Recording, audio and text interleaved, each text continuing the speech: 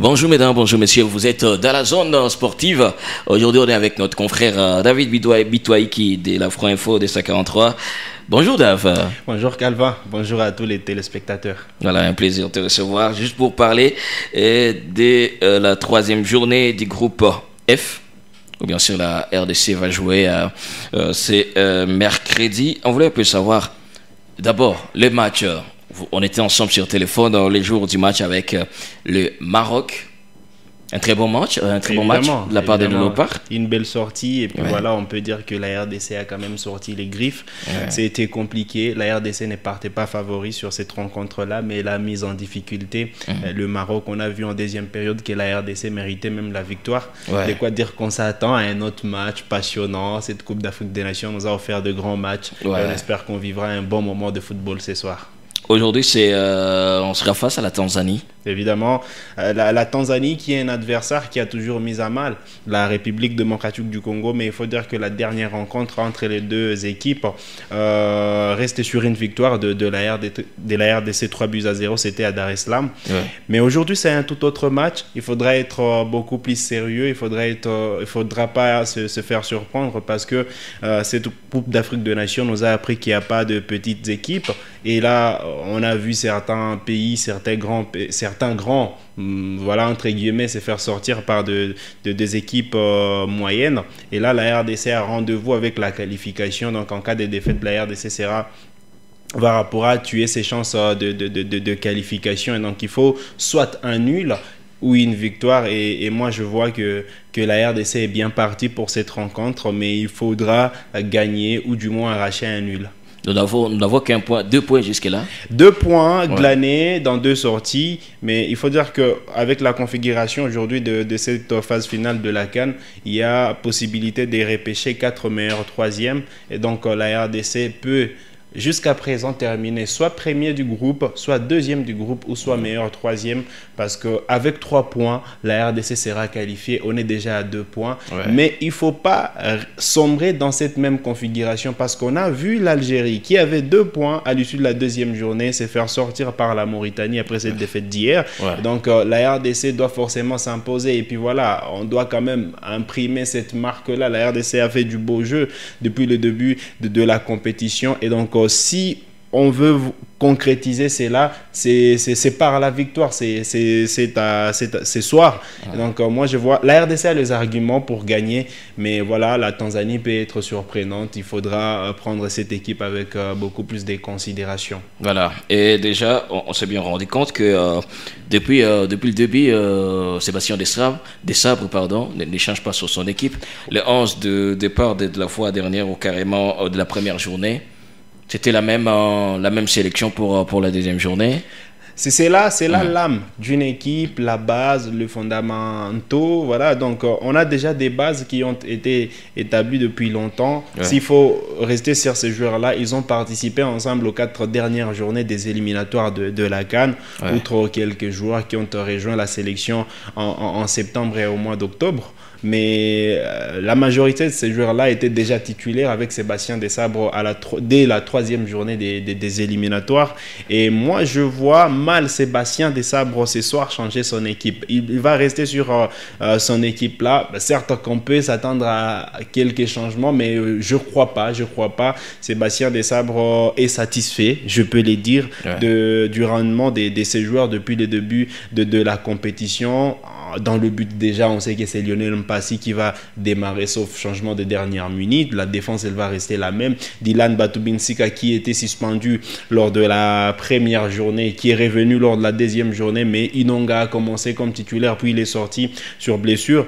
Là, Dylan retrouve la charnière centrale avec Chancel Mbemba. Logiquement, cette charnière devrait être reconduite ce soir. Voilà, Masuaku a démontré que voilà, c'est lui le titulaire indiscutable sur le flanc gauche, même si Joris Kayembe avait démontré certaines bonnes choses lors des éliminatoires du mondial à l'occasion de la première et la deuxième journée. Mais voilà, Masuaku, c'est le patron de ces flancs gauche de la RDC. Et puis voilà, Gédéon Kaloulou, certes qu'il n'apporte pas trop offensivement, mais défensivement, Gédéon, il répond présent. Et donc, logiquement, il devrait commencer en tant que titulaire sur le flanc droit. Au milieu de terrain, c'est trop dur, mais s'il y a changement, c'est que Sébastien Desabre aura voulu voilà, reposer certains joueurs parce que Charles Piquet et Samuel Moutoussamy, ça combine bien, ça joue bien au milieu de terrain. Ils ont dominé, ils ont gagné la bataille au milieu de terrain face à la Zambie. Ils ont également gagné la bataille au milieu de terrain face au Maroc. De quoi dire que voilà, ces deux joueurs-là devraient être reconduits. Mais si Sébastien Desabre estime que voilà, il veut reposer Moutoussamy, il veut reposer Charles Piquet, ça va se comprendre parce que sur les bancs, il y a encore du répondant. Il y a voilà, Aaron Thibault qui peut entrer, qui peut faire le boulot à la place de Piquet ou de Moutoussamy. Il y a également Omenouké Mfoulou qui au départ n'était pas sélectionné, mais voilà, suite à l'absence d'Edo Kayembe, Omenouké a été rappelé. Mais voilà, lui aussi également il peut postuler à ce poste, à ces deux postes-là au milieu de terrain. Donc voilà, la RDC a deux arguments au milieu de terrain, mais je vois Gaël Kakuta démarrer. Aujourd'hui parce que c'était lui justement la pièce maîtresse de la victoire de la RDC à Dar es Salaam, 3-0. C'était lors des éliminatoires du mondial Qatar 2022 et puis voilà, on sait que c'est lui le dépositaire de jeu de cette sélection nationale et donc logiquement il devrait commencer en tant que titulaire. Là qu'il y a débat, c'est au niveau de l'attaque de la RDC. Déjà, oui, ça c'est indiscutable, il sera titulaire. Bakambu va-t-il être reconduit après ces polémiques qu'il y a eu? Moi, je voudrais bien que Bakambu soit reconduit et qu'il commence comme titulaire, question qu'il puisse justement regagner la confiance du public congolais. Mais il y a un autre aspect.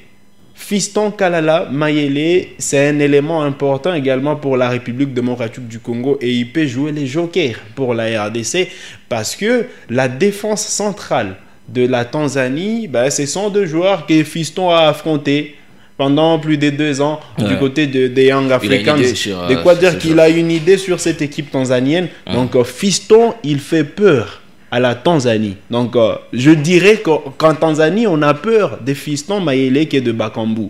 De quoi dire que, voilà, si on veut installer cette peur-là, Fiston Kalala Mayele peut faire le boulot. Et puis voilà, à la place de Théo Bongonda, il nous a démontré de bonnes choses. Lors de la première journée, il était plutôt fébrile. Lors de la deuxième, cette troisième journée, on l'attend beaucoup plus. Mais si Sébastien Desabre veut redonner la confiance à Silas Katompa, voilà, il peut changer, mais je ne vois pas trop de changements pour cette rencontre aujourd'hui. Et qu'est-ce qu'on peut retenir de la conférence de presse de Léopard? Voilà, la conférence de presse s'est déroulée hier, voulais-je dire. Et puis voilà, le maître mot, c'est que la RDC est composée des joueurs compétiteurs.